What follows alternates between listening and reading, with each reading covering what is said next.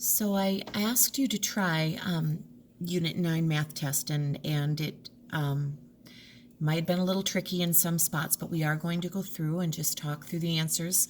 I'll kind of move quickly because these videos get long quickly, as you know. Number 1 asked, how much do 4 40-pound beavers weigh? I simply would have multiplied 40 times 4 and gotten 160 pounds, just like that.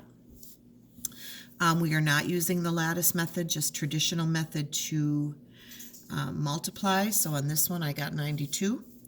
And then 32 plus 7 would be 39, right? So 392. Putting these fractions in order.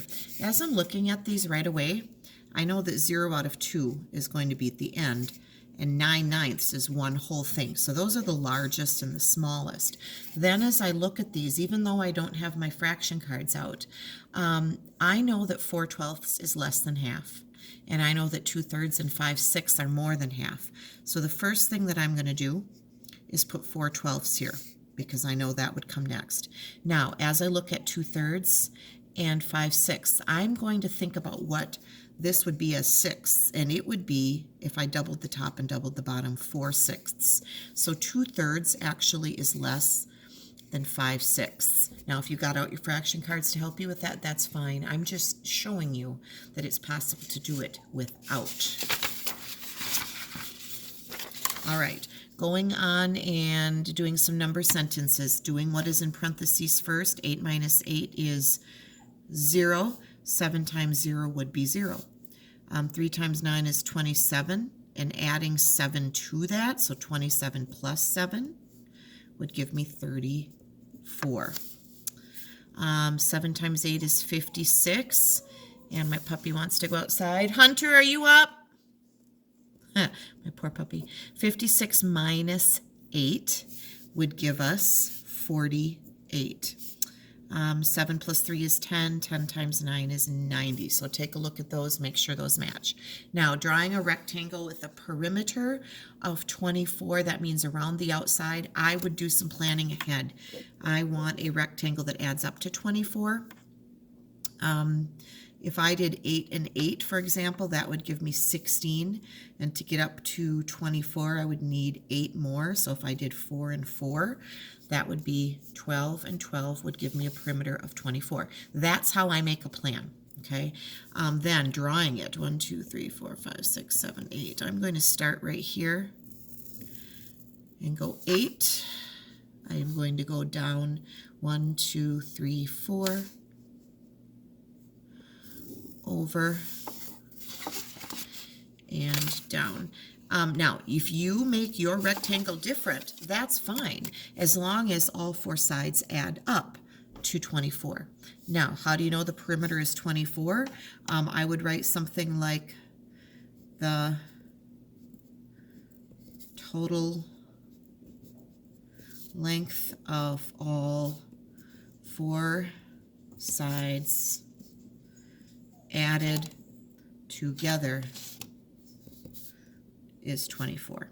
Okay, now what is the area? That would be 4 times 8, which would be 32. I could count the squares in the middle, but I don't need to, and I would simply write, I multiplied the length times the width on my explanation there. All right, going ahead. Mr. Stevens has $10 to buy as many packs of batteries as he can. 1 pack of batteries costs $3.59. How many packs can he buy? Well, I'm pretty sure he can buy 2 packs. When I get to the 3-point mark, I'm thinking that's going to be too many. And I'm going to check that. 359 times 3. Oh, that's $10.77. So can he buy 3 packs? No, he can buy 2. How much money would he spend if he bought 2 packs? Can you see this over here? 359 times 2 would be $7.18. How much change will he get back? Well, that would be, I hope you can see here, $10 take away the $7.18. In order to do this, I'm going to have to do some borrowing. See how I changed 100 into 99 so that this can have a 10 here. 10 minus 8 is 2. 9 minus 1 is 8. And 9 minus 7 is 2. He would get $2.82 back. If you add these two numbers up right here, you should get a total of $10. What is the mistake here? Well, as I'm looking at this, if I do it the old-fashioned way, I can see right away this should have been scooted over, right, and given the value that it deserves. So 28 times 60, and we X or put a 0 there. 6 times 8 is 48. 12 plus 4 would be 16. You can see there the difference is that there would be a 0 there if we had slid that over. So explaining that, she should have slid the 48 over to the left, and she did not. And I am kind of hurrying through here, but that is what I would have written, and this is the correct answer. All right, we're going to do just traditional. 8 times 7 is 56. 8 times 3 is 24, plus 5 would be 29. We're going to X or 0 out that spot and slide over. 2 times 7 is 14. 6 plus 1 is 7. Add 7, 8, 9, 10. I get 1,036. How did you do on that one? All right, a longer story problem down here.